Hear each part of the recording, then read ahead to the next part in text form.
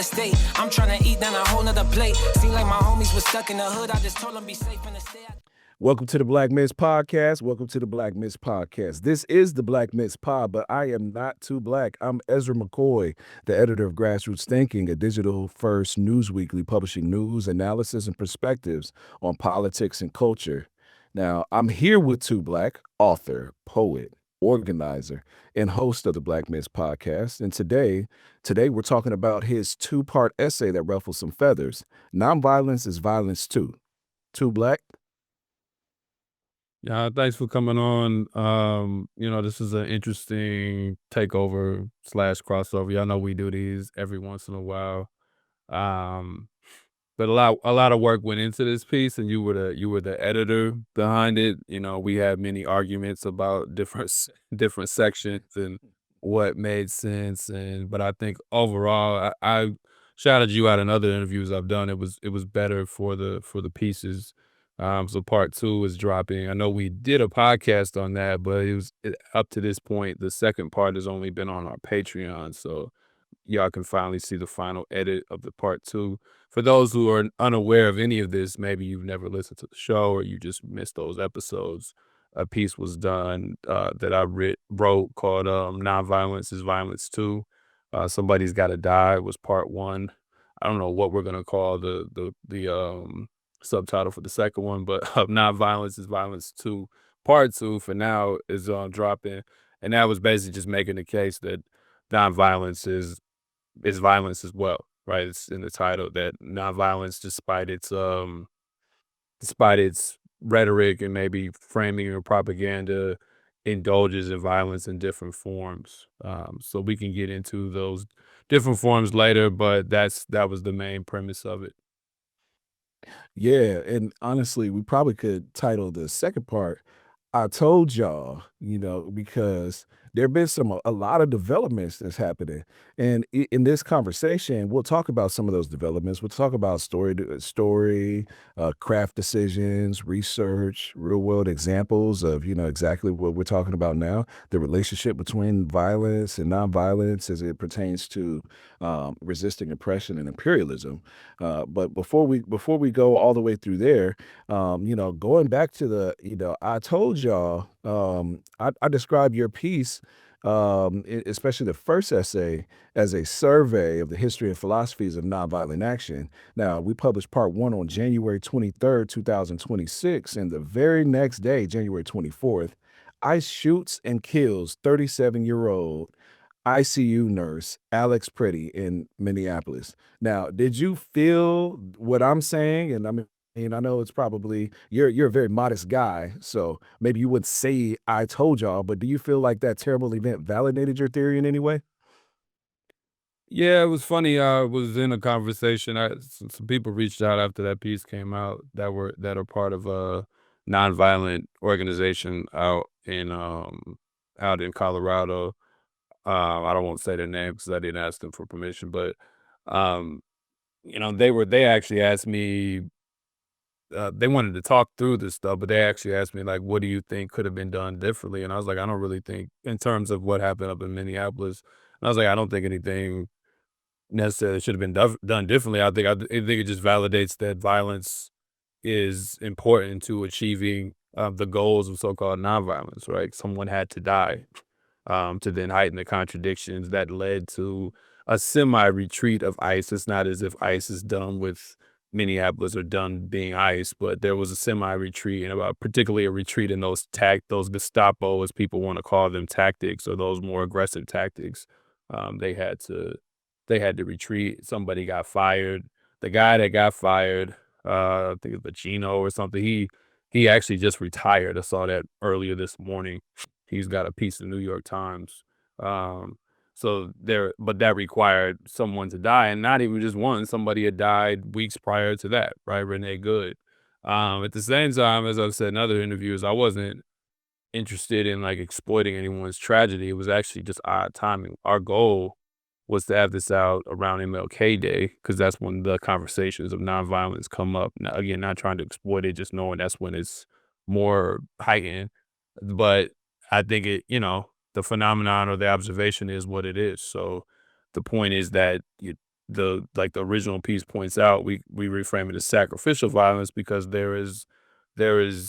you are confronting a violent force, and that violent force is going to react violently even if you individually do not. And that violence is often helpful to other people joining your cause or pushing your objectives forward, right? So if the force is not violent, if they behave humanely for the most part, people don't really see the need to jump in. But folks have been screaming fascism and ISIS, Gestapo, and all this. Even though I have my issues with those terms, folks have been trying to ring the alarm about how bad this was, and a lot of folks were listening, but more people saw that it was worth speaking out against or opposing when someone had to die, or even in a lesser note, if someone gets hurt.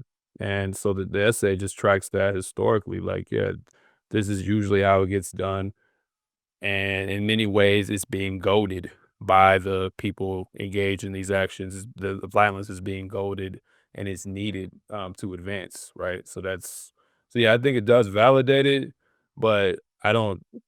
If this is gonna sound even more arrogant. I don't really think we needed anything to validate. I think history validates it, honestly.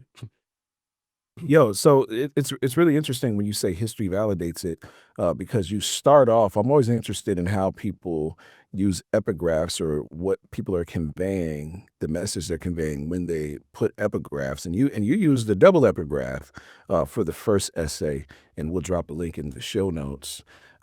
So you used Malcolm X and Gandhi, two people who most folks probably think have a lot less in common than maybe Martin King and Gandhi.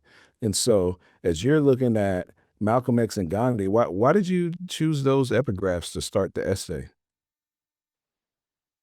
Yeah, if I'm being honest, I wasn't even purposely trying to make this contrast. It's just the more so the quotes themselves. So there is no such thing as a bloodless revolution. Malcolm said this in various speeches. I believe that one was from the message to the grassroots, but he's noted this many times. But a revolution is violent, a revolution is hostile, a revolution overturns things, right? And that was that particular context, at least in the message to the grassroots. He was pushing back against this idea of a Negro revolution. He was making the distinction between Negro revolution and a Black revolution, um, and how the Negro revolution is things sitting next to white people on toilets is revolution, and he was like, that's not revolution. And so he was like, if you really knew what it was, you wouldn't use that word, you wouldn't go outside. So that's really setting up more so like if we actually are gonna talk about what it takes to get to the things a lot of folks say they want, there's no bloodlessness here. And what I also found interesting was even if you applied that to people who are nonviolent, it's still no bloodlessness, right? Like there's still blood, right? Blood has to be shed. And that's what I found to be the commonality between the supposedly different things is blood is going to be shed. It's just a question of who dies, right? How the blood is shed, what blood is going to be shed. And then with Gandhi to sacrifice sons in the war ought to be a cause not of pain but a pleasure of brave men. That was more a hint, even more at part two. But some of the stuff I was reading, Gandhi actually, I did this never made it into either essay, but Gandhi actually recruited over 500,000 people to be in World War One, and that was a quote defending that decision, right? Um, so he wasn't even talking necessarily about sacrificing in the nonviolent sense. Gandhi was an interesting figure. We can get into the quotes in the second piece as well, or the epigraphs in the second piece, but Gandhi thought that part of him selling the war was this idea of sacrifice, and part of his entire doctrine, whether it was nonviolence or this odd endorsement of World War One was this idea of sacrifice, right? And that sacrifice is something that it should be pleasure. Like, so to send your sons to war should not be a cause of pain, but a pleasure. You should take pride in the sacrifice. And sacrifice is a big aspect of particularly nonviolence, but really any kind of revolutionary push, even if it's for straight up violence, sacrifice is a big thing. It's just a question of how do we sacrifice? So that's how we get, sacrificial violence, right? Let's setting that up. Yeah, and before we get to the question of sacrificial violence, um, I think a lot of people don't realize exactly how much you read articles, books, essays, um, pieces in like different academic journals in order to arrive at some of the conclusions that you presented in this essay in particular. But before that, I want to know what was the inciting question? What was the thing that was the impulse that made you curious enough? Was it a question or was it an observation? What was the thing that led you to beginning to write this piece in the first place? Yeah, I was talking to one of my comrades with Pendleton 2, which for those who don't know, Pendleton 2 was two political prisoners, Christopher Naim Trotter and John Ballard Cole. 1985.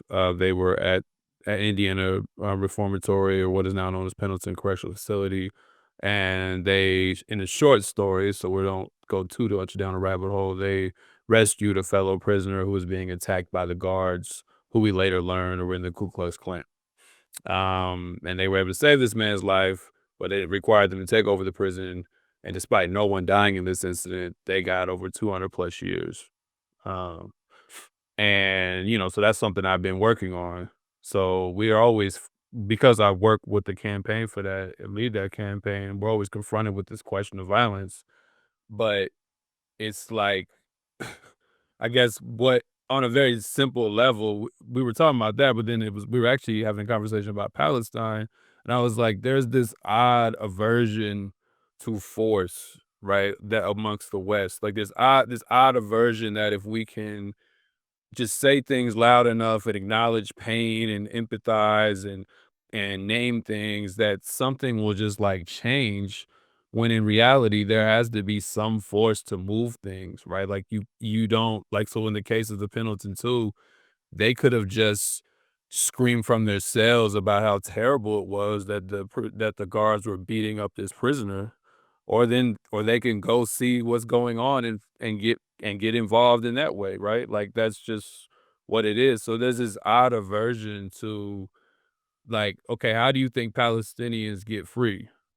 Like, even if you are bothered by violence or whatever, it's not really a question of the morality. It's just like, how do you think this really ends? Do you think one day Israel just says we've done enough? Do you think one day America just says, you know what, we don't want to send them weapons anymore? It's a bad look. Like, how do you think any of this ends? Somewhere there has to be force.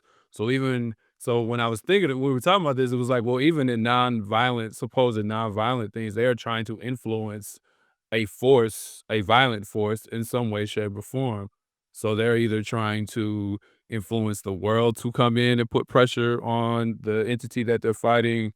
They're trying to influence, in the case of the civil rights movement, they're trying to influence the North primarily, or the federal government, to come in and protect them from the South and to upend these laws.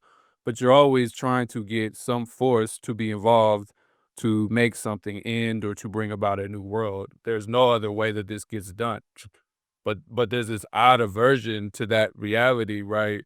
So nonviolence becomes nonviolence for the sake of nonviolence, when really you are just sacrificing yourself to persuade another force, even if you're the one saying you're not going to engage in any kind of physical force. Somebody has to do it in some part of the way, or nothing's going to get done, right? Like, that's what I'm saying. History tends to validate that when you look through how this has went down. And that's what I found odd, and then it hit me, and I'd always noticed it, really. Like, I was like, it's interesting how people who are claiming nonviolence are often most successful when the most violence occurs against them. Like, it's just an odd contradiction. Like, it always is something I had thought about. And then it was like, originally I was gonna say nonviolence is not a thing, and I was like, that might be a little too harsh, but it was just like, if nonviolence is a thing, it's also violent. And that's just thinking about it more dialogically. But so Palestine has tried the nonviolent route, right? The Great March of Return.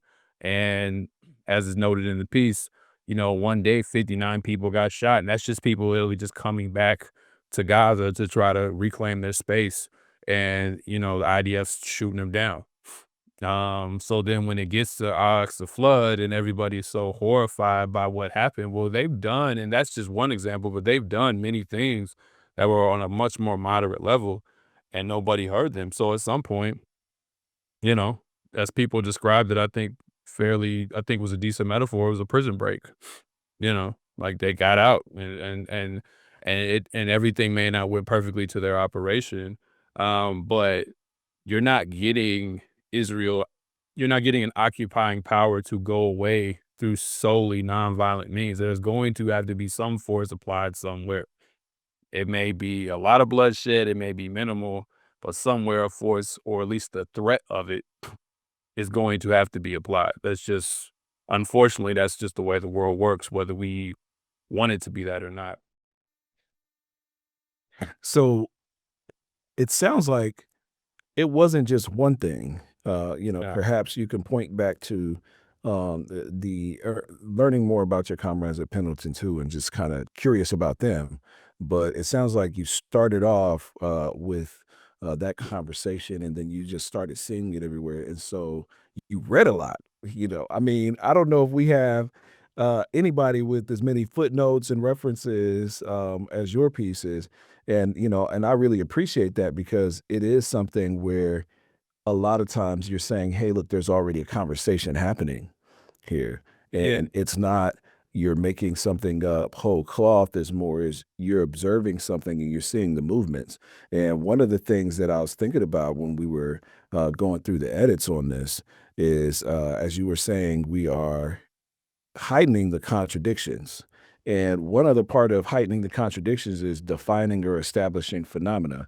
And one of the things that I was curious how you landed, and you do it on in the very beginning of this essay, is like, how do you define violence? Because we could say force, we could say violence, we could say a lot of different things. And you landed on Erica Chenoweth's definition, an action or practice that physically harms or threatens to physically harm another person.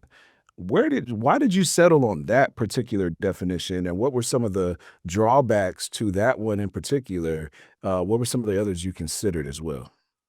Yeah, there's a whole debate in literature. That's why I'm referencing force, but I didn't want to get into it. But like, there's a whole debate between force and violence, right? There's a whole like debate within like philosophical literature between force and violence, and is violence like someone, and there's different perspectives. So some will say that, like, I was reading a piece by a minister, actually, I cannot remember his name, and he was talking about like apartheid South Africa, and he was like, there's a difference between force and violence. But for him, force was like the legitimate violence that stands up for justice, and then like violence was like the excesses when people go too far and they've crossed the line and now they're oppressing people, right? Other people will say force is not exactly violence because simply moving something, right? Like if I was to push the desk that's on me, that's force. Like the desk is in front of me, that's force. That's not violence. I don't think you can be violent toward an object anyway. Um, but that's a form of force, or things just literally just being moved from one place to another is a form of force, but it's not exactly violence, right? Like there's these different debates. Most people that are reading this type of stuff don't give a shit about these kind So of. you say so you're saying like property damage is not violence. No, I don't think Yeah. I don't think you can be violent against things. Yeah. I remember when we were writing Laundry and Black Rage, I made Rasul says, so I was like, it's important to make sure we note that we don't believe that you can be violent against things. I don't think property damage is violence. I think violence is actually a term that people use too broadly, personally. Um, But again, there's all these. That's the thing about when you're writing stuff. There's all these all these underlying debates that exist that you are not able to like expand on because you have to stay on topic and you're trying to make sure the reader can follow you. So if you spend too much time going down this rabbit hole or that rabbit hole, the point that you're trying to make is kind of lost. That's the problem with a lot of academic literature. Anyways, you're trying to respond to everybody and you can't really like get downhill. But that is something that underlines like kind of what I was getting at. So part of using Chenoweth's definition was one is a way of saying I'm going to use the definition of somebody who advocates and whose research is based in nonviolence, right? So I'm not going to use the person that people might think I want to use. Like I'm not going to use a Fanon, or I'm not going to use, the bloody militant, like the people that folks, because that people might use that to dismiss the argument. I will ground it in the very thing that I'm arguing against, or and so that was part of it. And until I think the definition sticks, because I also didn't want to get into like a psychological violence or, emotional distress. Like, again, I'm not saying there's not legitimacy to those things, but for the sake of the argument that we're making here, we're talking about, physical harm, people being hurt physically, bodies, bombs, all of that. I'm not trying to get into a argument about, the violence of poverty and all of that. I'm not saying it's not that. I'm just saying like for us to stay on topic, I think it was important to stick to the physical part, like because I think that's the part we can materially most see. Um, and I think we can have different debates about other things being violent, but I feel like that's just another way to like not even straw man, but that's like it's a red herring. It just takes us down a different kind of road, right? Uh, so Chenoweth's research is pretty strong though, because Chenoweth actually is someone who goes through history and looks at like all the revolutions from like 1900 to 2019 and documents ones that are nonviolent and violent and looks at the casualties and what's been most successful and things of that nature and is able to give you real statistics, right? But so like she talks about how nonviolent movements have like 23% of them have still experienced mass death.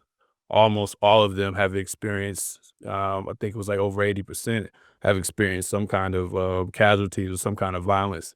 The opponent is almost always responds repressively. So it was also a way to reference that because we can look through history anecdotally, but it's really hard. You're talking about the world to look through every revolution. So I appreciate that research, even if I don't agree with all their conclusions, because it's like, okay, I'm not just speaking anecdotally. I'm not just doing the civil rights movement and Indian independence or Ghana or whatever. Like those are the three case studies I use, but there's also all these other ones that help verify this is what's happened. And it's also, I mean, I'll probably say more on this later, but when you read the people who really practice this for real, they seem to have a pretty clear sense of what violence was. And it's only since nonviolence became very popular post these movements that are referenced that it's been reframed as some kind of posh, soft thing where folks somehow don't seem to have a clear sense of what violence really is and what they're going up against if they're willing to put their bodies on the line. It seems like that gets lost more and more because peace and being meek and not causing any trouble has become more of the point of nonviolence than the actual confrontation, which was the whole point originally anyway.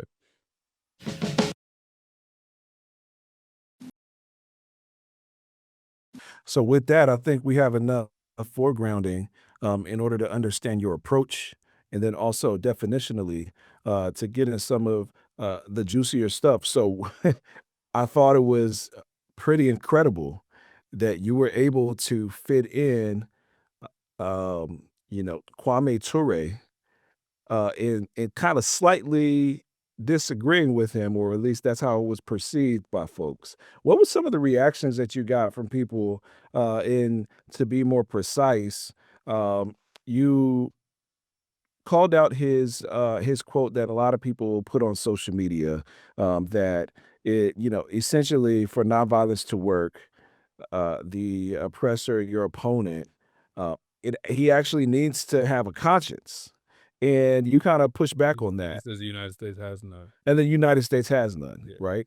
And so you push back on that. Why was that an important turning point for you when you're putting this together?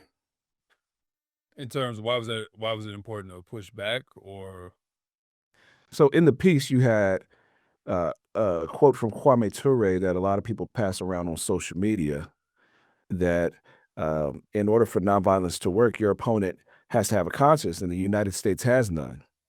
And I think it was a very interesting thing for you to use that, but then also to maybe add a twist to it. Or it seems like for some people, it seemed like you were actually saying, actually, Baba Kwame Ture might have been a little bit wrong there.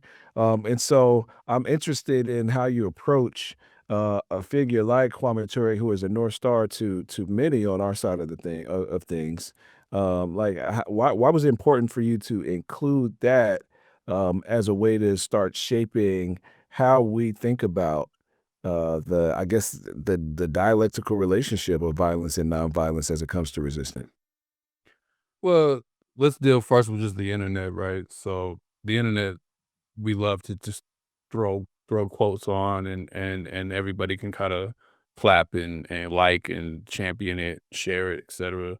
And that's cool. But unfortunately, because it's the internet, things don't get full context, right? So we just see that quote, and since a lot of us hate the way United States behaves, and we're like, yeah, it has no conscience, which it doesn't. Like, I don't have any. That's why I was like, I don't really disagree with what he's saying.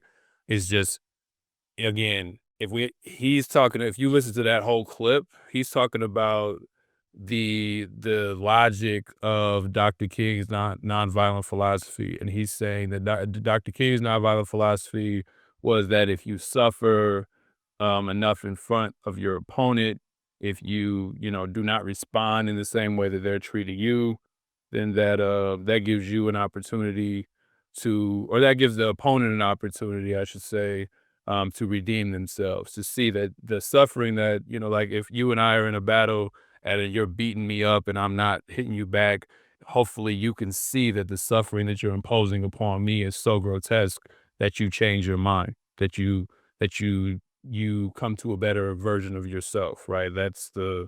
And he's saying, in that case, he's correct. That would require you to have a conscience to be like, oh, I'm tripping, I'm going too far, let me stop.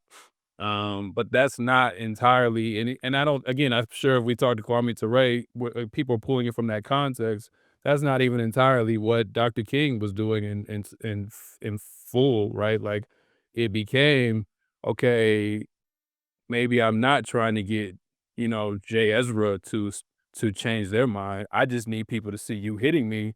So other people who might have a conscience come in and stop you from hitting me. I might have given up on your conscience, but I need other people to come in. So tactically, it depends on what's the goal and who's the target. So if I want to change your heart, that's much different than if I need people to come and back me up against you. Those are very different things, right? So people tend to use that as a way to totally dismiss nonviolence, which I was not actually trying to do. It was just saying that even in this case, the thing that is required from the opponent, whether it's violent or nonviolent, or the thing that's required for nonviolence to work is not a conscious or anything. It's just violence, right? So the thing that makes nonviolence work is that your opponent does swing on you, or that they do shoot you, or they do something that is grotesque enough to bring other people into it, not whether or not they have a conscience. So even if I'm trying to get you, even if I do think you have a conscience, it's I know that to really reach you, I need you to act out to prove that you need to stop. Or if I don't think you have a conscience, I need you to act out so I can prove to other people and other entities that come in to stop you, right? Like, so either way, violence is the common denominator. Violence is the thing that sets all this in motion. It's not a conscious or anything like that. But so I didn't not necessarily disagreeing with Kwame Ture. I'm just saying because there's also other quotes of Kwame Ture talking about the difference between it as a tactic and a philosophy, which is often the distinction that people give it. And I don't necessarily disagree with that. It was just to say that tactic, philosophy, regardless, both of those sides need violence. That's for this to really be successful, to achieve the goals of bringing other people to your fight, and to achieve the goals of by bringing those other people into your fight to somehow stop the opponent from their violence. Yeah, and so this is where we get to the point of sacrificial violence. And so I'll tell you, I got a lot of emails and text messages and about this piece, but nothing was more hotly contested than the idea of sacrificial violence. Some people were saying that it just offended their sensibilities to call what you're saying, which is, I think, a very simple visual. It's like, hey, look, I need other people to see you hit me, or to cause violence, to bring violence upon me and my person or my people, in order to do it. And when you say it like that, it's like, okay, I understand the sacrificial violence. Well, let me ask you this: what was the number one argument that you heard that you thought was like a plausible retort, or did you hear any? Were people just kind of reacting emotionally from the things that they've carried on from how we're socialized, or from their own experiences involved in different types of resistance? If I'm to be kind, I'll say the most plausible, I don't agree, was the intentions that people have when they go out to do these things. So they're like, well, my intentions, like, if my oppressor responds this way or the opponent responds this way, that has nothing to do with what's in my heart and how I'm choosing to engage.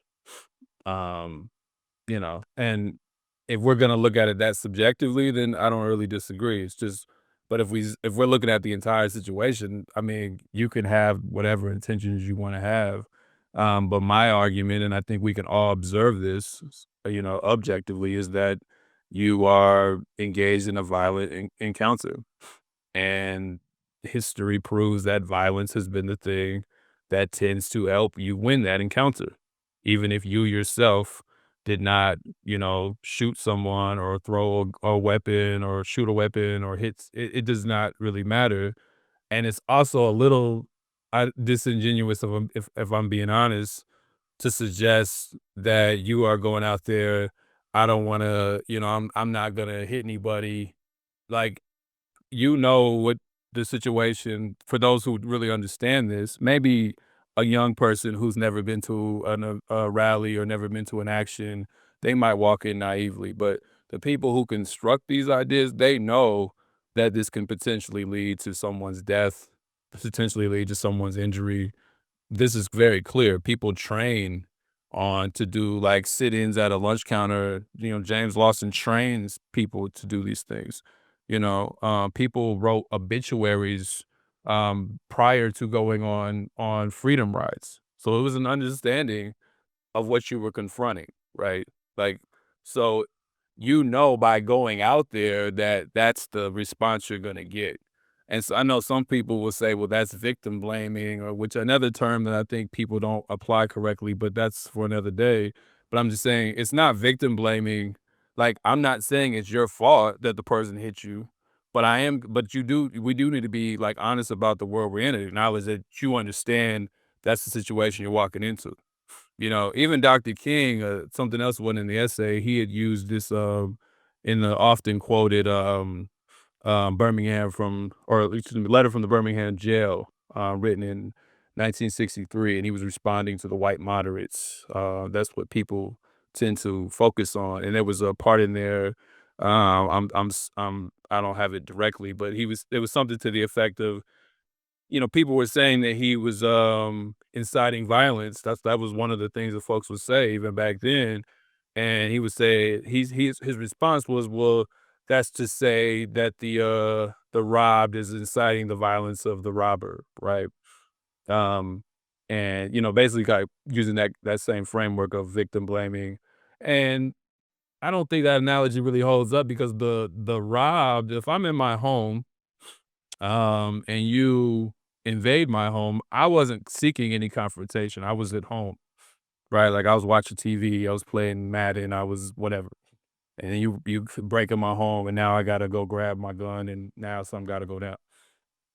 But you travel to a place in the South and target a very violent opponent like Bull Connor, or, you go to Mississippi, the Natchez area or something, knowing that this is where it's the worst. That is that's not the same as the robbed and the robber, because you traveled there, even if they're gonna respond violently. The difference between me and the white moderate is I don't think there's anything wrong with that. I don't think that's immoral to confront that violent force. I just think we need to acknowledge that that's violence, right? So I'm not like, "Oh, you're inciting violence. That's terrible. You're putting people in harm's way. How could you?" I think that's the only way you deal with him, is you gotta confront him.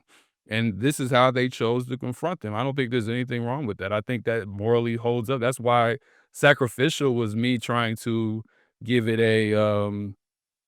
me trying to respect what people were doing. It's like folks are willing to put their bodies on the line, knowing that violence is coming. I just can't reconcile with that being nonviolent.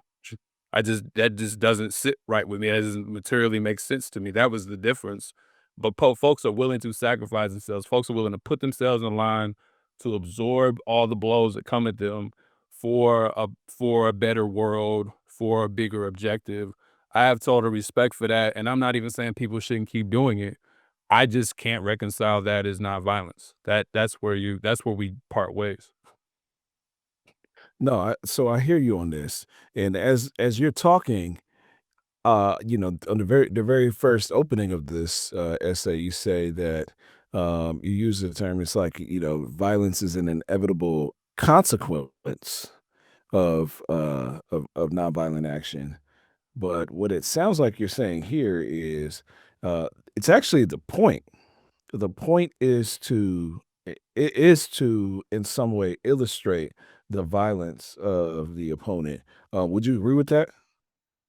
Yeah, that's part of it's not I wouldn't say it's the entire point. The point is liberation, freedom, right? Like, but to get there, you have to show people how bad it is. One, you have to demonstrate it to a certain group that may not either be paying attention, they may be afraid, and your sacrifice, your willingness to suffer shames them more than it's shaming your opponent, right? So seeing people put their lives on the line and being beaten when they have not like hit back shames folks, particularly white liberals, into, to join you, because that's not something they wanna stand for, right? That's one aspect of it.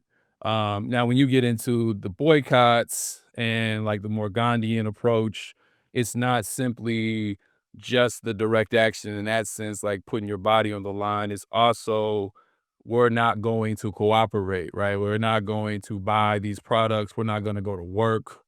We're not going to engage in this, and that way we can actually affect the economy as well, right? We can affect the economics of things and force you to, make a decision on, are you willing to lose all this money because you don't want to let us shop here? Are you willing to lose all this money because you want to keep us colonized? Or are you willing to open things up, right?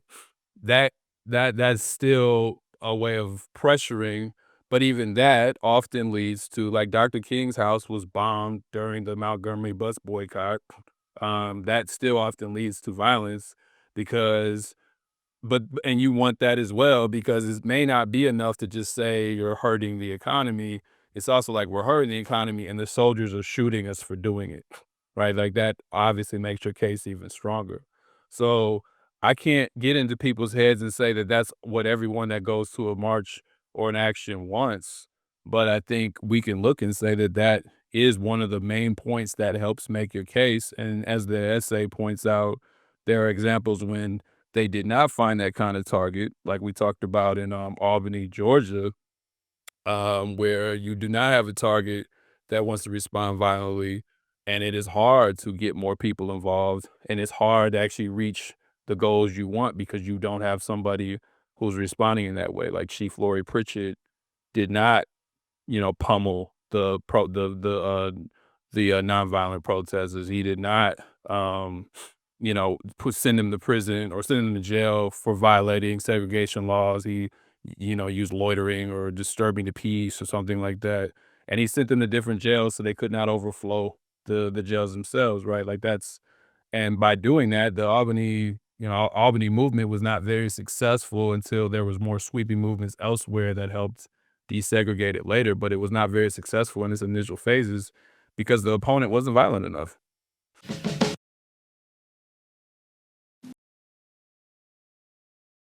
One of the things that I thought was interesting and something that was very that people had a lot of reactions to, I should say, is that you say materially nonviolence is a non sequitur, and essentially that we should stop calling it nonviolence, because when you're confronting power, when you and confronting a violence, a violent source, your return is going to be violence. But then, you start off the next essay, which will be out by the time this episode drops, where you're talking about nonviolence and violence basically both being gunk under the proverbial boot of oppression.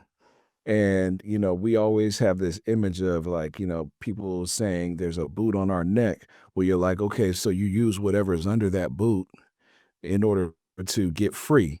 Right. And so I'm just as I'm kind of reconciling those two things, one of the questions that I had in that is this all like what would you categorize this as like it wouldn't be nonviolence as a non sequitur per se, as it is like this is a category error, I guess. Would you agree with that? I didn't catch that as a what? A category error. What do you mean by that? Make sure I understand. Yeah.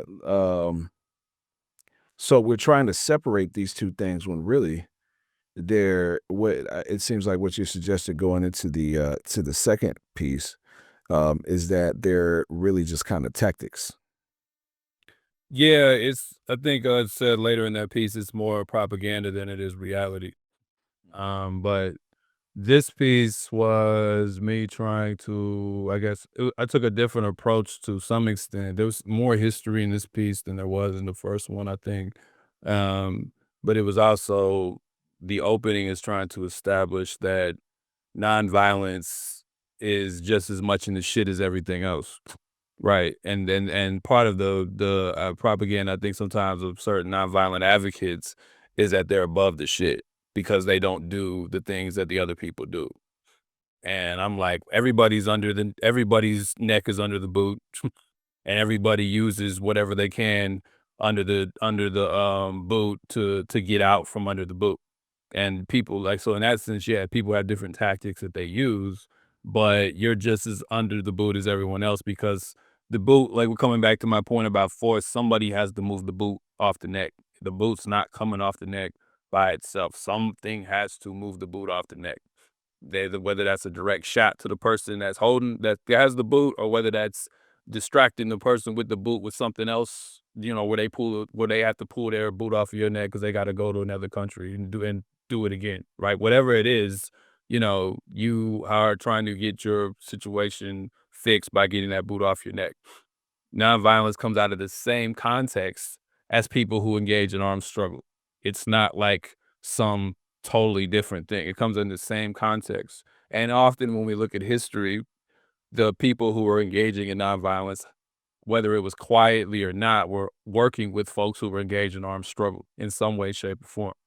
They did not actually separate themselves in ways that we tend to do looking back, right? That's not really how it went down, right? Yeah. And speaking of separation, so you have in the very beginning. So actually I'm gonna take a step back because one of the things that I really love about your writing is you can see when the poet comes out, not just the analyst, the poet. And as we're reading, so you have some very clear images, boot on neck. And then one of the things when we're talking about separation is the recycling plastic. And so, just thinking in terms of like separating, okay, well, this is like garbage. These are the recyclables. Inside the recyclables, there's plastic, glass, aluminum, what have you. And so you talk about the plastic going away in a faraway landfill when most of us feel like we're doing what we're supposed to be doing, which, perhaps we are, by, separating out our plastic and making sure that it goes into the recycling. And so, why don't you talk a little bit more about how you come to the place of finding the visual imagery in order to effectively kind of get across your point, and why is that important to your particular style of writing? Yeah, that metaphor was something my colleague or my co-author for Longer Black Raid Rasul had said in a conversation after he read the first piece, and he was basically saying a lot of this is like recycling, which we both have a fairly negative view of in terms of its effectiveness. So then my job was just to build it out. I think as a poet, I don't know, it's almost like second nature, so I had to really think about how to even answer that because it's like I think imagery is helpful to understanding anything, right? Like, they teach you in writing to try to hit to try to hit the five senses, right? Like, if people could think about it from the perspective of smell and touch and sight and hearing and all those, if they can think about it from these different things, then it's easier to connect in versus if you use really like kind of hard to follow language. Um, Two, it's like I really, in the sense of the boot and the gunk, I really just think about like if somebody's boot is on your neck, like what does that actually look like? And if it's just on your neck forever, it's probably bleeding. It's probably all kinds of. It probably stinks, right? Like it's probably got all this. So gunk is a term we use to just describe like all the shit that comes out of a process. Really, like gunk's not really a official thing, right? Like a gunk can be a bunch of shit under a boot. Like it can be the gum, it could be the dirt, it could be, and it's just like all of that's just resting on you. And so it's like when we think about being in the mud or in the shit, that's what I mean. Like it's just all these different contradictory things. Half of it, you don't even know what it is. You're just grabbing for whatever to get yourself out of the situation. Like so part of me is trying to put myself in that position more specifically to try to imagine what that's like, and it's not as if there's not a boot on my neck or your neck anyway, right? So it's not like I have to swoop down. It's like I just can think about my own, lived experience of being a black man in America. Um, and you think about all the shit that we pull from to try to like improve our situation, and we're all doing that. So it's weird to me to for of one of the people who are under the boot to try to be like, well, we don't engage, and it's like, come on, man. You know what I'm saying? Like we all under this shit. Like it's not to be morally relative and say that everything everybody does is the same or it's okay and there aren't better tactics versus others, but it's to say at the core, we start from that position and then we try to work our way out of it doing whatever we find to be best. Some things have been proven in my opinion to be better than others, but we all work from that position. So then the recycling thing just became another way to add to that imagery because recycling is in ways thinking about sewage, gunk, garbage, things of that nature. But it's as if you can somehow separate yourself from it because like recycling is to say, well, I separated this thing and now it's gonna go somewhere and I don't even know what the process is, but it's gonna go somewhere and it's gonna be made to be my napkins, or it's gonna be made to, be used back in the world for positive means, and then you learn that there's just a landfill somewhere, and only 10% of it is actually ever recycled. And to an extent, that's how nonviolence feels sometimes, where we are disassociating ourselves from the actual process that's needed to get the boot off our neck. And that's why later in the piece I say there's always a landfill of dead bodies to justify nonviolence, right? There's always a landfill somewhere of people, and we dismiss ourselves from that violence similar to recycling. We dismiss ourselves from the process and we just get caught up on the ideal. So we're not doing anything, like I was saying earlier, we're not hitting anybody, but there's all these things that are happening down the line that are part of the process that we're not really aware of or we don't want to acknowledge. And that's similar to recycling. And although I think nonviolence is better than recycling. Uh, but but still, it's not necessarily it's not gripping with the process that it's engaged in and the limits of that process as well. Right. So as I'm thinking through how you're describing the separation of or the ostensible separation of violence and nonviolence, at least how people discuss it, even write about it, how we're kind of socialized to think about them as separate things. I'm also thinking about, kind of the opposite. So in your reading and just, in current events, have you seen any examples of like people latching on with nonviolence? They're latching on to violent actions instead of it being like, hey, look, there's a landfill over here, where it's like actually the fight is in the landfill. And outside of the landfill, there's like some nonviolent actions that's latching on to, try to achieve a certain strategic victory. If I understand the question correctly, I think you could see some of this in with the Palestine in terms of, for me, it's like we know United States sends bombs, sends weapons to Israel. So, not to be too critical of any one organization, but I can't help this one. To do a red line around the White House, that was an actual gathering. Um, when that's not where the weapons are sent, that to me kind of speaks to that. Like it's like, well, there are docks where weapons are shipped. And there are people, to be fair, and I would say that's the landfill. That's where the shit really happens. And there are people who went to those docks in America and tried to protest them, but there was never as many. You weren't gonna have, like, in some set cases with Palestine, you had 4 or 500,000 people on the streets. Like, these are real numbers.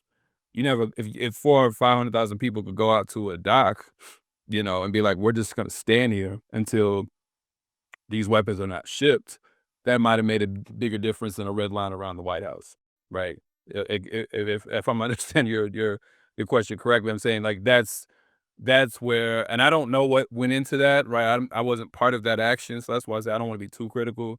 But from the outside looking in, it just seemed odd if you can get that many people out to take them around the White House, when the White House is, yes, they might make decisions. They do make decisions, but those decisions are the actual material where those decisions occur are not at the White House. They don't ship bombs out of the White House. They don't ship, a defense, so-called defense, Iron Dome out of the White House, right? Like that's just built elsewhere. So just it was it was odd for that to be the focus, or the focus to be on the streets. And this is not to knock mobilizations. I think people are saying that we want to create a moral kind of component here against this thing. So this is a red line for us. But I'm saying, if you're gonna call it a red line, then I feel like that should be escalated elsewhere. It's not to say we shouldn't meet at the downtown square, or it's like I think there's mobilizations have purpose, and I think sometimes we promote them as they're gonna be the thing that stops something, when from an organizing perspective, you mobilize to show that there's even a force out here that even cares about an issue, and then you try to move people into organization to hopefully eventually go to a dock to stop the bombs or something like that. So it's a way to meet people. So I'm not knocking mobilization, but I do find it odd sometimes that that becomes the thing in and of itself, right? And that's the part that just connects us from the process. So the landfill is like non-existent, right? Um, but there's a way that a weapon gets to another country. There's a way that everything gets everywhere. We're even seeing this with like the Iran war, where gas prices at this time are $4 or more in places where they're typically cheap. And if you're in, the West Coast, they're probably like $6 or $7. Um, but like, you know, that doesn't happen because of just some spooky whatever. It's like, no, there are real markets. Oil comes out of the ground somewhere and it gets transferred elsewhere, and it has effects on prices elsewhere. And I think there's just a way that nonviolence in its current iteration has a tendency to disconnect people from the material process of things. It's it's not to say that direct militant violence is like perfect, and it does understand that because there can be a lot of adventurous fools that engage in direct violence as well, right? Like your strategy's got to be on point. But I do think there's, at least the person who throws a Molotov cocktail at a building understands that, something needs to like earn. like like it just like at least it just seems like the confrontation is a little bit more clear. Now maybe that's not the right building or maybe that's not the right person, but like it seems like there's a more one-to-one there. And I feel like nonviolence has been co-opted from whatever its efficacy was, because but I think it's some of that is in the weaknesses of the thing itself because it needs to make sense, it needs to distance itself from the very things that in some ways it needs to exist. So nonviolence, even though it needs violence, has to distance itself from it. From, not just from the violence of their opponent, but even the violence of a supporter. It has to distance itself from it. It has to make itself appear so clean that, it doesn't have anything backing it up anymore. Because I have to denounce everything that people do to justify my position. Right? Like Yeah, I was gonna say that sounds like when people are like, the both sides thing, right? And so most recently, it's like, yeah, well, the IRGC, that's a bad group, a terrorist group, but I oppose imperialism, coming against them or what have you, because really what they're not saying, that even if people don't use the word terrorist organization or something like that, it seems like what they're saying is they're trying to create daylight between them and the people who are actually doing the resisting. Yeah, yeah. which again goes to the opening point. Like there's this aversion to. I don't even really know how to fully put it in words. That was part of how I got to this essay because I'm like, there's this odd aversion to like the process of how shit gets done. So it's like if a country is being bombed, we can put all of our anti-imperialist politics aside and just deal with this on a very basic level. If a country is being bombed, the best way to stop being bombed is to respond to the people bombing you with your own weaponry. That's just how this works. It doesn't even matter who the country is, what their reasoning is. That's just how this works. So to say you oppose a government that you don't like that's being bombed, like your mission statement, your strong condemnation statement is not gonna stop, a bomb from dropping on these people, man. Like at the end of the day, it doesn't do that. You know, the only reason words can have that effect is because people know you have certain leverage. So if a country comes out, if China come out today, and this is not a criticism or anything, I'm just giving a scenario. If China comes out today and says we're cutting off all rare earth minerals, which is a mineral that the United States uses to make its own weapons, we're just cutting it off until this war is over. Now that could go good or bad, but they could say that in their words because they have control over rare earth minerals. So they can create a problem for everyone else. If if you and I come out and say, we condemn this war, we have no leverage. So who gives a shit? You know what I'm saying? Like Yeah, like we have yeah. no way of materially affecting it as individuals. We have no way of materially affecting it. Right? Like, so us coming out with a condemnation, it's not that you shouldn't do it. I'm in an organization that puts out statements all the time, so I'm not knocking statements, but we don't put out statements thinking that our statement itself is going to stop a bomb, and Right. I don't think anyone literally thinks that, but they behave in ways sometimes that feels like they think their statement will stop a bomb, and it's a kind of Western arrogance, honestly. So it's like, you can feel however you want, but it's just odd to me that, yes, we don't, I don't even, nobody of decent conscience wants war, right? Nobody of decent conscience wants to see a school of girls blown up, right? Nobody wants that. We all wish it would stop, but it can't just stop. It has to stop on specific terms. We have to look at the chain of events here, right? And that's where I'm saying, like, there's just this odd aversion to that because the moral high ground, which I talk about in the second piece, is more important, I think, sometimes than any real solution. You know, I didn't get my hands dirty, so that's why we open with gunk, because I'm just like, no, y'all are in this shit regardless. Y'all come out of the same shit as us. Your hands are just as muddy as everybody else. So let's not do this.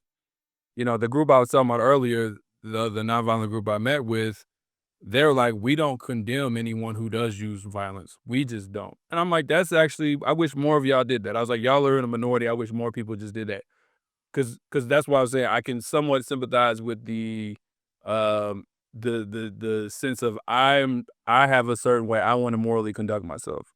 Right. That's what even Dr. King was saying. I'm not going to be corrupted by you. You're not going to get me to reduce myself to the way you behave. Right. I'm not going to do that. I respect that. And I think that has total merit and everything. But to try to impose that on other people, and not acknowledge the very violence that your approach requires is just hypocritical. Yeah, and so it's interesting because you could have written the essay against nonviolence, but you didn't. You Mhm. wrote nonviolence is violence too. Yeah.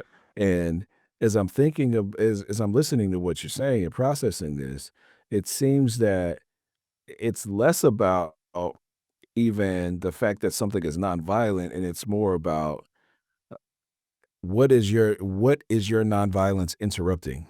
In what ways are you like in the first piece where you were referencing Dr. King dramatizing the violence. It's like Traumatizing in what evil. Yeah, yeah. dramatizing evil, excuse me. So in what way, like basically like what's the goal? What's the end point?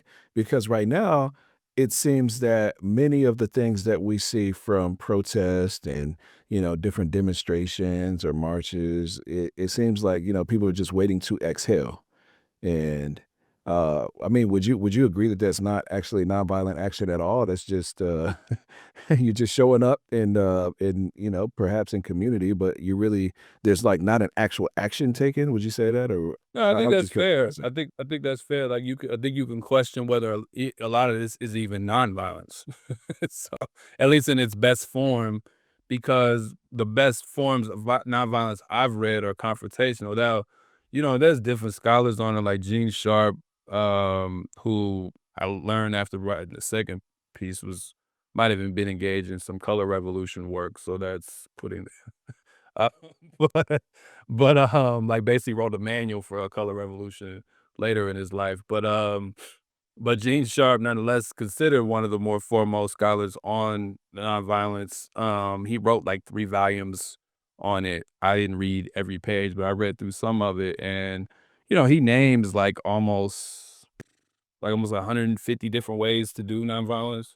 And some of it is the lower stuff like vigils or statements or, strikes or whatever, right? And in that sense, everybody does some version. Diplomacy can be seen as a version of nonviolence. Even if you just got done bombing a country, then you go to the negotiating table. So in that sense, you could say anything is that. But if we're talking about, I guess, the spirit of how most people understand it in terms of the confrontational form that is trying to force a specific outcome, then yeah, a lot of us aren't really doing that.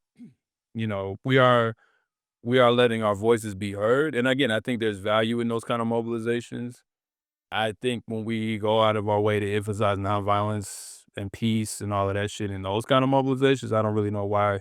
Because you're just here to bring like minds together and to demonstrate that there are people that are in opposition to what's happening, right? And that's different than those people saying we're going to go and get arrested on purpose, right? Or we're going to go and, likely maybe even die. Like, these are not freedom rides, you know? Now, in some cases, like the student encampments, I think are much closer to that, right? Like, and they definitely pay the price. Some of these people that weren't able to graduate, some of these people were kicked out of school, some of these people were deported. I just had someone on my show, Mamadou Tao, who had to self-deport, who had to escape the country, right? So those people were paying a cost. That, I think you could say, falls more under the real, like, tradition that we're talking about here, because they were, willing to do things that even when they weren't doing things that were that confrontational anything against Palestine, anything against Israel is considered confrontation. Anything that doesn't just simply, even when you, sometimes even when you just say have an opinion about it, it's confrontational, right? Like, um, but in terms of the way they were trying to do things, like we're going to set up an encampment on a campus and try to force our university to divest. That's very specific. That's not simply just saying we disagree or agree with something. Like we're willing to put our whole education on the line for it, right?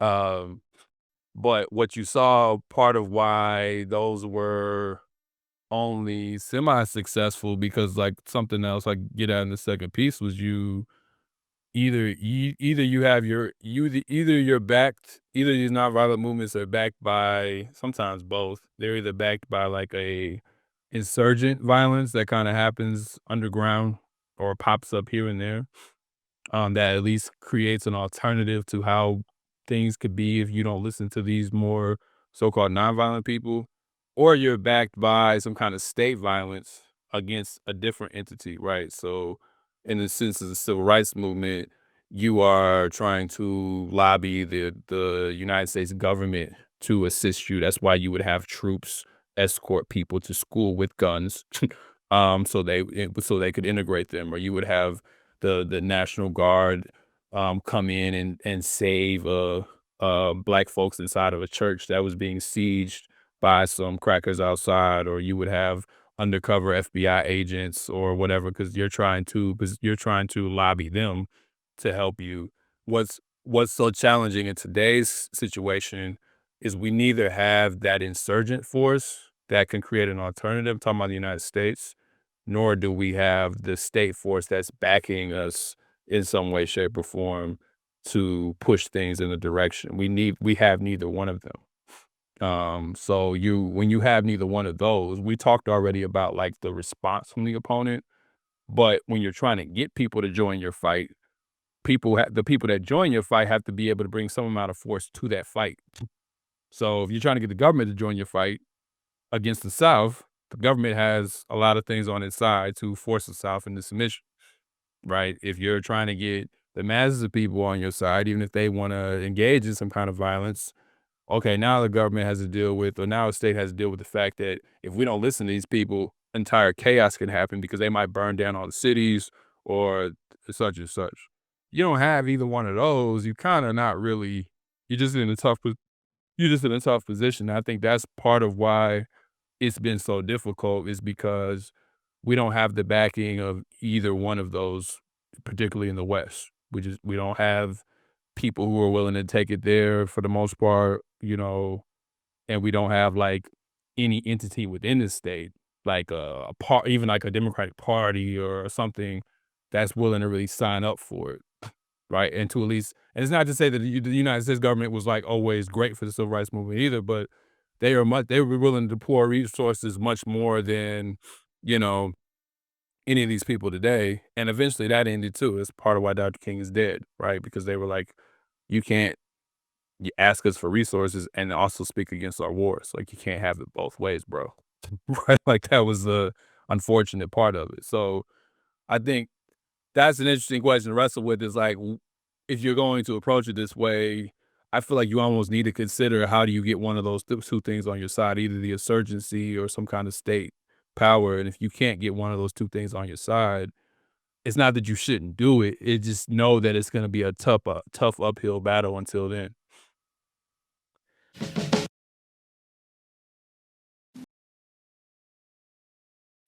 So I think you made clear in both essays, and let me know if I'm mischaracterizing your argument, that really the tradition of nonviolent response to uh, oppression is about making a confrontational action, or making a decision that leads to confrontation for a specific aim.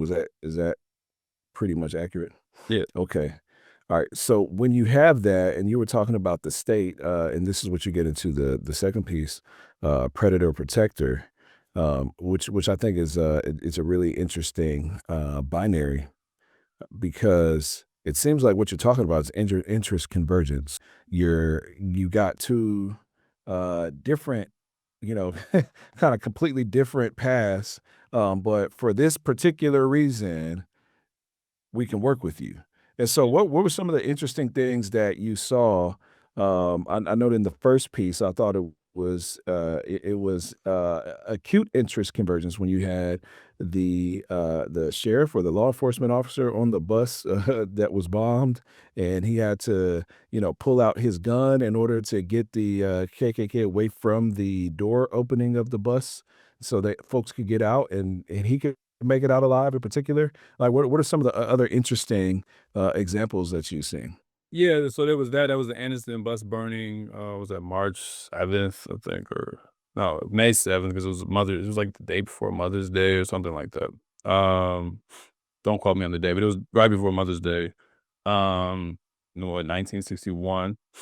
Yeah, the Freedom Riders were on a bus and they were, being attacked as many people predicted by the Klan. And there's a lot of stuff you look into that. There was a lot and you couldn't even include, but it was like apparently like there was a deal made with like Bull Connor that they could just have like some time with these people before the police even showed up. So the police knew it was coming.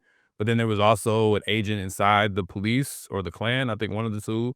So J. Edgar Hoover also knew that this was coming, but they didn't alert the federal government to any of this. So Freedom Riders drove right into this siege, this ransacking, right? Yeah.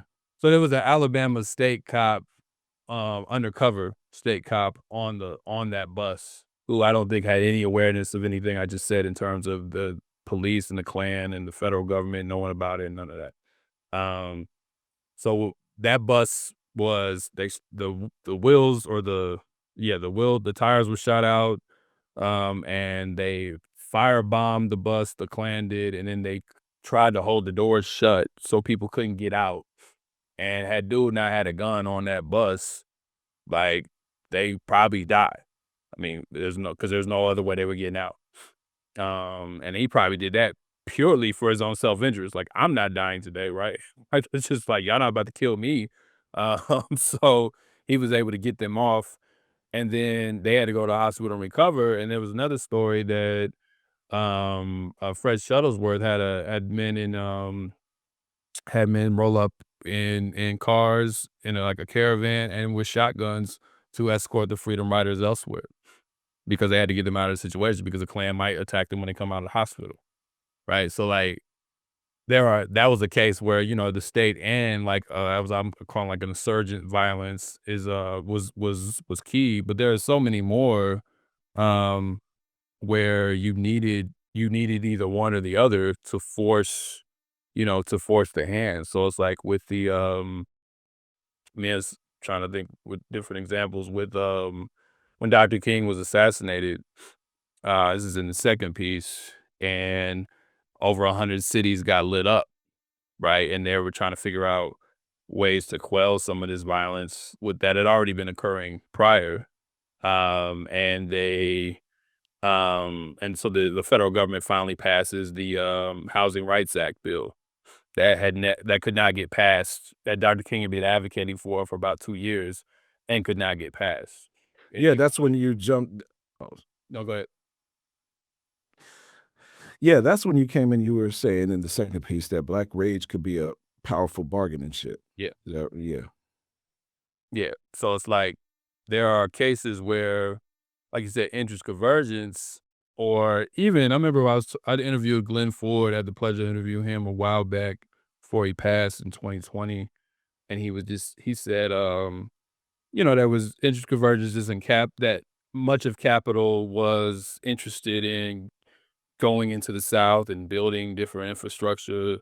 And you can't do that when there's a law that says like black people can't shop here. You can't build a mall in that kind of scenario. You can't build the kind of like upscale things you want to build when you have all these like annoying segregation laws. They just actually get in the way of zoning, right? And just simply just building things. So sometimes if you look through history, certain racial animus or certain like racial laws become a kind of they get in the way of capital's ability to seize new markets, right? So even slavery got in the way of capital's ability to seize new markets in the United States, and as part of how the Civil War gets fought. It got in the way of capital's ability to colonize, and that was part of why they moved away from. And even in some cases, you'll find European powers fought countries that are still had slavery to end it, so they can impose colonialism, right? So there are these moments where there are interest convergence, particularly for capital, white capital, and it wants to be able to move things different ways, so it might burn down one thing to do another. Like you do find those things in history.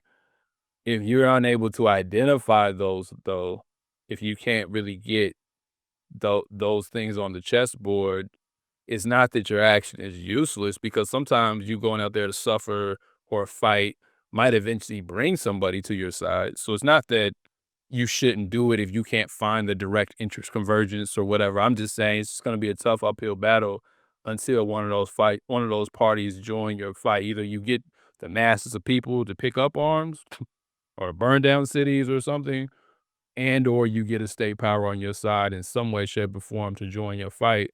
That's usually when things move a lot faster. Until then, you're kind of in the wilderness. But again, I'm not saying people shouldn't do it, because I mean, you and I are old enough to remember when Palestine was a fringe issue that nobody gave a shit about. And now, Yeah. even in mainstream polls, Americans supposedly sympathize more with Palestinians than they do Israelis. That's unheard of even like a few years ago, right? So you should still do the wilderness work, but just know that that's what that is until. And ultimately you, like Che talks about with, that's another thing I read, Che talks about with guerrilla warfare. It's like, yeah, we can do these, like, pop up and fight the enemy to run back to the woods. But he's like, ultimately, you're trying to build your forces so you can confront them straight up.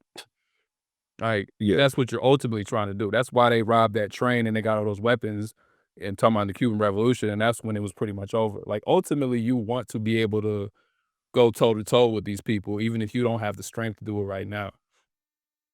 Yeah. Now, when you're talking about this, I was just thinking about how you said Palestine went from like a fringe issue. That was like it was almost like when Lupe Fiasco, when he was saying, what did he say that Palestine got bombed? Obama didn't say shit. Um, and like when he said that, it was almost like you're a true hipster. You know what I'm saying? Like it was a punk thing to do, to be on the side of Palestine. People like Angela Davis would say stuff like, that this is the issue, that you really kind of decide. You see what people are made of, and so as I'm looking at that, and then I'm looking at today, where now more people than ever are posting about Palestine. They're like, oh yeah, I'm only supporting people if you say, fuck Israel, free Palestine, this, that, and the third. But that hadn't stopped the not just the blockade, but the total like devastation Yeah, that genocide. Israel has wrought. Yeah, for sure. And it's just when we're getting into the real mechanics of it. You pointed out with Domenico Lasordo calls an ethic of conviction versus the ethic of responsibility. And I'm wondering, is that what you mean by that when you say, the when you pointed out the ethic of conviction, is that people kind of know what's wrong and they start talking about it, but it seems like, getting back to what is actually a nonviolent action, or what's a like nonviolent response to oppression, imperialism, so on and so forth. Is it that you need to take it a step further to get to the ethic of responsibility to tell the truth and to actually do something? I'm trying to make sure that I understand that binary is set up. Yeah, that was a good quote from him. And I probably didn't even do it full justice because I was trying to just slip it in. But yeah, um the he talks about, the people try to force a doctrinaire view on things, right? So um you can enter we can use like, lately I've been using more kids metaphors. But like if you enter into your kid's room and I don't know, it could be something simple. The room's not clean. right? You can have your own standard as a parent, and this room is dirty, and you need to fix it, and you need to clean it up, and sometimes that works, especially if it's just a one off. But that room is consistently dirty, and you don't really like read the situation. This might be a kid that's depressed, what I'm saying? This might be a kid that's distracted. You don't know what's going on, right? So if you just simply walk in a room and you're just like, this is dirty and it needs to be clean. I mean, like, yeah, ultimately that's the goal. We want the room clean, but if we don't have an understanding of like why the room is dirty, right? Like, and we don't know how to like if use that understanding to then work towards a clean room, then we're just imposing a view on a kid, and then that's what creates these tensions. And sometimes the kids like just they start tuning you out, you know, and now you beefing with them or whatever. But it's like people will walk into a situation and recognize like genocide is wrong, which good for you finally arriving at that position. Uh, but but but then they'll want to impose a solution like, oh, we need a two-state solution.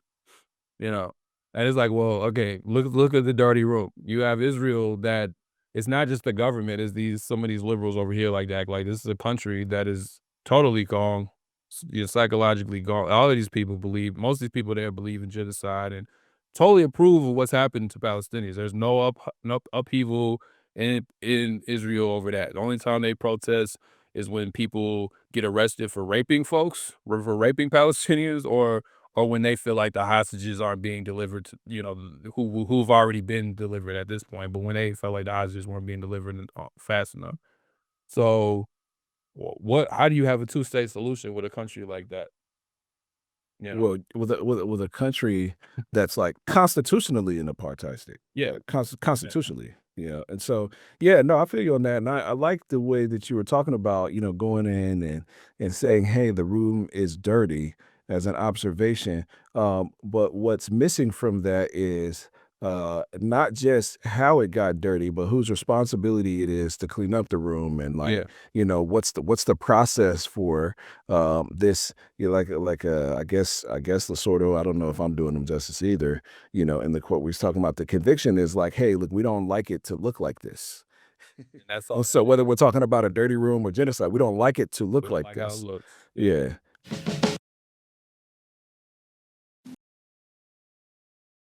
And so I think I really appreciate how you started winding down the second essay and kind of how it brings everything together, because we go from I don't like it to look like this, I don't like how it looks, to like, okay, so what is the way that I'm confronting this conviction of I don't like it looking like this.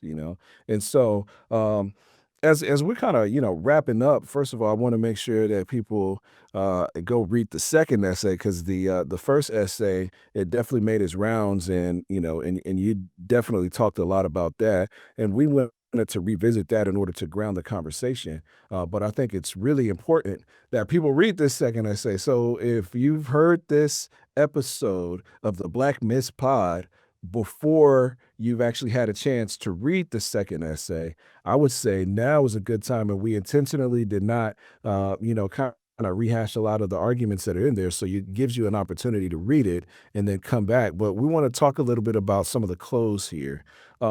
You already mentioned this before, so you kind of stole my thunder a little bit, right? But like you said, we all yearn for the absence of violence, but any momentary absence is a vacuum, craving for more violence to fill it. I just thought that was like such a provocative sentence, even if after I, kind of sat with it, and I agree. But can you talk a little bit more about why is it that, like the absence, what is the absence that's creating a vacuum? Like, what do you mean by that? Yeah, so it says, we may all yearn for the absence of violence, but any momentary absence is a vacuum craving for more violence to fill it. History proves that violence can be wielded in an assortment of ways, however, it must be yielded. Excuse me, however, it must be wielded. Despite the best intentions of its practitioners, nonviolence is no less a tactic to become the wielder of violence and or to influence the wielding. So history shows that violence is just a fact of life. Um, Now maybe it doesn't remain one in some long off future, but violence is a fact of life. So using that metaphor of even the recycling or something of that nature, you can send it to a landfill somewhere. You can put it to in a different place. You can displace it. Like the police, pretty much that's their job, right? Like clear up off of this block and then take it elsewhere. They can move people from one side. They can sit on this area and people pop up somewhere else because the material conditions that produce that are not being addressed.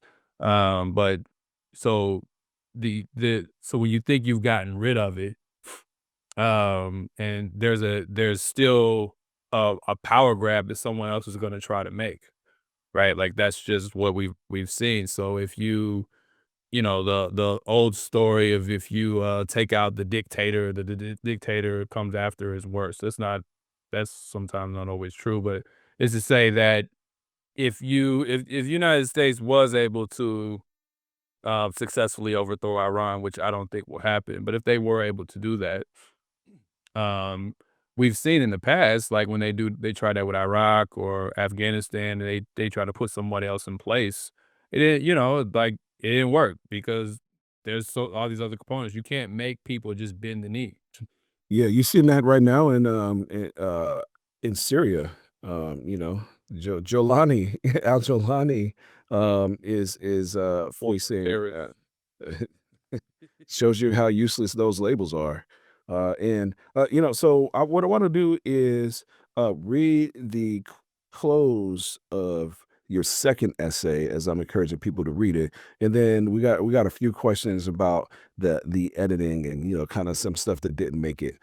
On the close, you said there's always a landfill of sacrificial bodies being dumped somewhere to preserve the idea of nonviolence. To flippantly dismiss violence outright is a failure to accept the relationship of the boot to the neck. As we say in Black Alliance for Peace, peace is not the absence of conflict, but a struggle to be won. And then, going down and skipping a couple sentences, you said one cannot achieve peace without seizing the power to impose it. And so, as we're finishing this part of the essay and the conclusion, what are some of the things that you think that we should take practically from, kind of understanding that, hey, look, it's was it Dr. Jared Ball on his show? He always ends quoting Fred Hampton, "Peace if you're willing to fight for it." Like, can you talk about a little bit of the dynamic between like, peace and violence, or how some people say, peace is the absence of violence, or what you're saying, Black Alliance for Peace, peace is not the absence of conflict. Like, what is it that people need to understand that if you want peace, what do you need to do in 2026? Yeah, well, going all the way back to that minister who, I'm sorry, I can't remember his name, but when he was talking about South Africa, and he was just like, he was talking about the difference between force and violence. Now, I'm not trying to get into that, but I think if you remove the terms, I think he actually has a point in terms of like whether you think force is violence.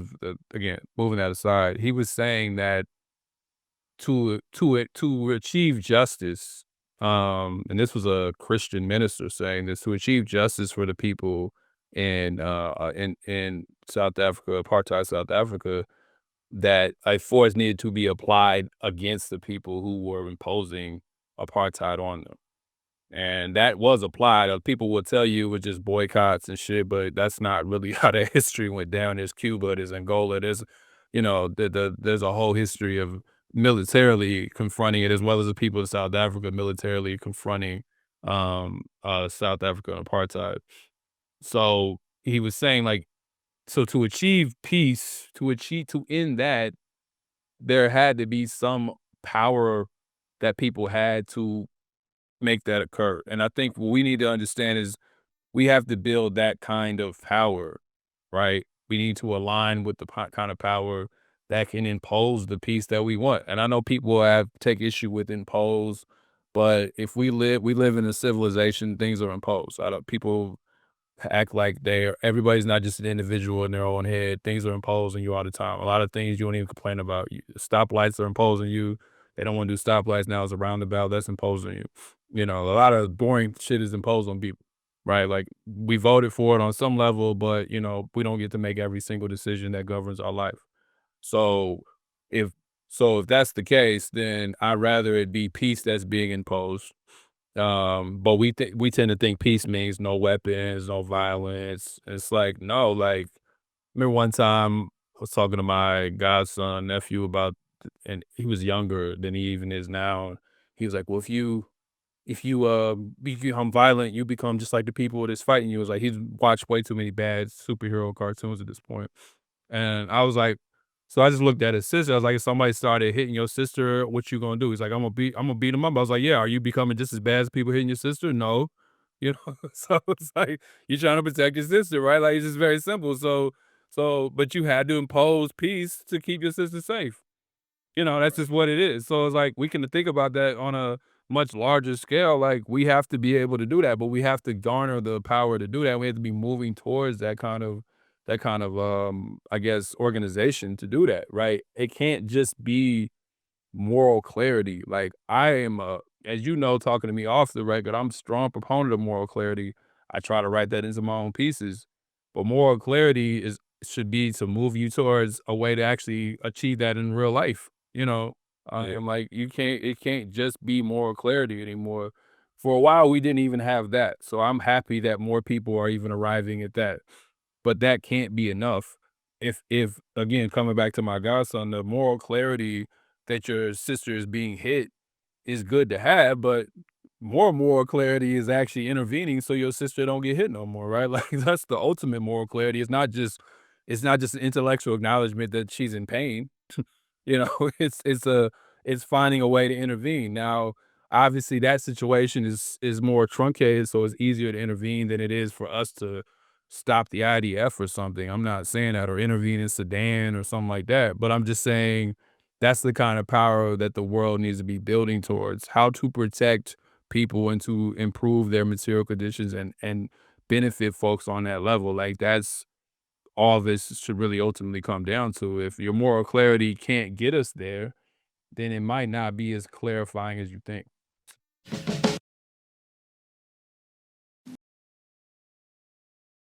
Yeah, going back to the movement of ethic of conviction, moving to the ethic of responsibility. Yeah. And so, while we're speaking of impositions, so I got a couple questions for some quick answers as we round this interview out. Um, you talked about things being imposed, so I was wondering, what would you say, if you had any, were was an edit that I imposed on the on any of these pieces that really stood out, but you're like, "Alright, man." Some of these I don't even remember at this point. I know, right? The second one still had the first piece, you know, again, you just like to be more specific. So even the opening line, I think originally I said history repeatedly teaches us that violence is an inevitable consequence of nonviolence. And you would like put in the comments, what do you mean by that? Which is a comment. So much so that when I'm writing now, I can just hear that question in my head. What do you mean by that? Like that juice. Uh, Drewski, what do you mean by Well, just simply say nonviolent action to be a little bit more specific about the um the I guess not to be the action or the activity that one is indulged in. It's simple stuff like that, or things get moved around. Most of what I said, I felt like I was able to hold on to, but things get moved around. The second one, I felt like I got ahead of some of what I knew I was going to deal with. You don't even know, like originally, the part about state violence and the part about insurgent violence was inverted. Like talked about insurgent violence first, and then I went in and I was like, this chronologically is all over the place. So I had to move it, and then I had to reshape things so it could, Yeah. line up. That's that time when I turned it into you, and then I was like, actually, don't read it yet. And I went in and swapped the sections. But it just be stuff like that where you try to anticipate. That's the thing about, I say, for people who work with an editor, if you try to, it's not trying to like get away from having to be confronted about stuff. It's just when you learn each other's voices, you almost can write. It's almost like we're writing together, even though if I'm just writing it, because I'm like, okay, I already know I'm gonna have to clarify that. And in some stuff, I'm like, he's gonna just have to tell me. what I need to like. I'm not gonna. In facts. And I always feel like that's a healthy a relationship between writer and editor. Yeah. Another question about the piece. Um, how did you know when this was done? Because initially we were talking about like 2,500 words, and then you were like, "Hey, bro, this actually gonna have to be two pieces because I'm already looking at 5 or 6,000." And Yeah. at some point, you like I realized I'm like, man, with all the research that you've done and with all the different things that you've teased out, I mean, this could be legitimately, kind of a little book, like a book length essay. So Yeah. how did you get to the point where you knew you said what you needed to say about this particular argument or theory? I mean, I knew going into it, I had 3 arguments I wanted to make for the overall point that nonviolence is violence, and it was that it requires violence from its opponent. Um, it often partners with states in some form, state violence, and it often benefits from insurgent violence or militant violence of the group that they're representing. I knew those are the 3 arguments from all the reading that kept standing out to me. But in trying to make those arguments, you know, you gotta tell it's funny, that's the poet and the historian part of me, like, never really get along because like, I feel like poetically, I can tell you poems are quick, you know what I mean? I could do that. Even a long performance poem is 3 minutes at the most, like, I'm good, I'm done. But in the history, you gotta explain all this, like, context to people because everybody don't go into it knowing it, and that's what drags shit out, and that's really what takes long. You just want me to write, like, an argument, I can usually do that fairly quickly. It's the history and making sure you get every detail right and you line it up and you still tell it in a way that's interesting enough to a reader to even stick with you through that, right? And then integrating it into the more poetic stuff. So I felt like for me, once I hit those 3 arguments, I felt like I was good. And then, but as you know, I guess the last point, whenever those are your arguments you want to hit, but when you actually sit down and write them, then all these other things start popping up, right? So, like in the first piece, I think the thing that surprised me the most was that connection between Fanon. We didn't really talk about that, but Fanon and King and how the suffering of King and the cleansing, it was the cleansing connection. That's what it was like. King saw suffering as a form of cleansing violence or of cleansing in and of itself, and then Fanon saw, like, committing acts of violence as a form of cleansing, but both, like, in a way, unified on cleansing, even if it was from opposite sides, and that kinda stuff that's the stuff you love about doing this shit because you never would've thought about that until you, like, get deep in, like, right under the hood, and you like, "Oh my god, these niggas actually kinda link up in ways that they probably would never thought about it?" Yeah, it was almost like that was two sides of a coin. Yeah. All right, so the last question as we're running out the essay, I wanted to know what was the most surprising quote that you found when you were doing your research, from Dr. King, because there was something in the first essay that I thought was surprising, where he said, yeah, you could bomb our homes and threaten our children, send your hooded perpetrators of violence into our communities and drag us out on some wayside road, beating us and leaving us half dead, and we will still love you, but we will soon wear you down by our capacity to suffer. And so when you told me he wrote that, I was like, yeah, I'm not with you with right there, dog. No, not at all. Not me. But then you told me that there was some that were even more surprising than that. So I was wondering if you could share one with us.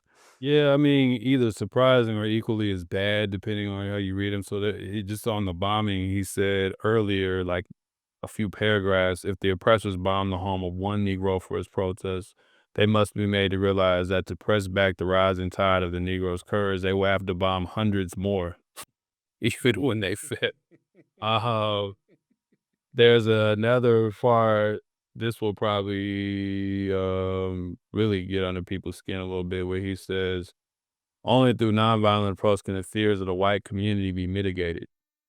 A guilt-ridden white minority lives in fear that if the Negro should ever attain power, he would act without restraint or pity to revenge the injustices and brutality of the years. It is something like a parent who continually mistreats a son. One day that parent raises his hand to strike the son only to discover the son is now as tall as he is. A parent is suddenly afraid, fearful that the son will use his new physical power to repay his parent for all the blows. The Negro, once a helpless child, has now grown up politically, culturally, and economically. Many white men fear retaliation. This is the part. The job of the Negro is to show them that they have nothing to fear, that the Negro understands and forgives and is ready to forget the past. Yeah. So, ladies and gentlemen, Black Myths Podcast, we're dispelling all kinds of myths about what you thought you knew about nonviolence, Dr. King, Gandhi, a whole bunch of people. But anyway, yeah, it's definitely been a pleasure talking with you about this piece. Is there any last thing that we didn't talk about that didn't make the cut that you wanted to share with folks? Probably just that Gandhi quote. To be fair, King probably moved off of some of these positions, and there's also like there's also some evidence that this book was ghostwritten by Bayard Rustin. So, Yeah. because I really you gotta don't like Bayard, but you got to do an episode on Black Myths Pod about something Bayard Rustin related. oh god, that movie alone.